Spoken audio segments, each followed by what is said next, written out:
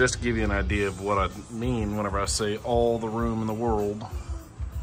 So you can get right in here to work on your headers. You can reach some bell housing bolts. I mean, your motor mounts are right there. There's just all kinds of room when you remove those inner fenders. And so you've got 3 along the front here, you got 1 here, and then they're just randomly around the inside of the fender. And you got these big old boogers here. But yeah, and so as always, so you don't lose your hardware, just put them back where they went. That way when you go to put everything back together, your hardware's right there. But yeah, so this opens up, and now when vintage air is in, it removes all this stuff out of the way. And this is that little bolt I was talking about that's a bitch to get to with the fender in, because it comes down pretty tight here. You can't really get, I mean, you can see how they contoured the box there for the inner fender. So yeah, makes life so much easier. So these new Hedman headers, they're the mid-lengths. They are not a fun installation. And I don't know how you would do this without this inner fender out, because getting around the box here and everything sucks.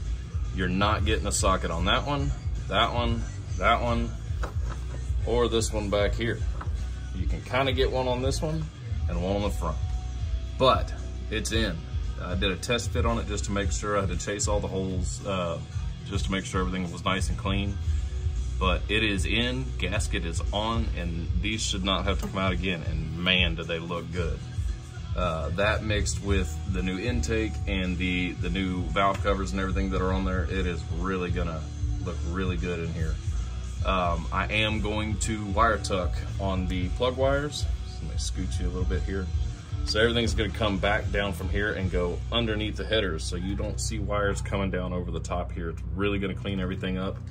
I will have to get some heat boots to put on wires right here and right here, but I think that's the only spot. Everything else I'll be able to try to keep it close up to the block and keep everything nice and tidy.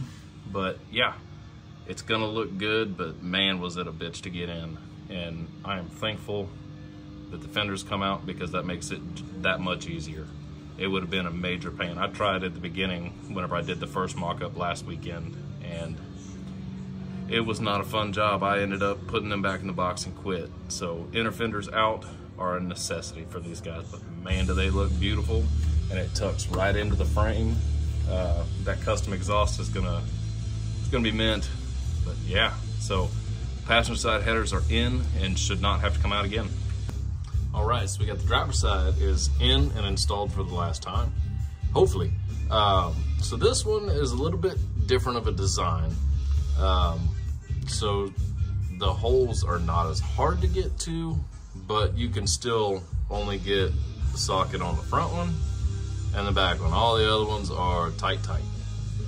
But one of my wrenches gave its life today.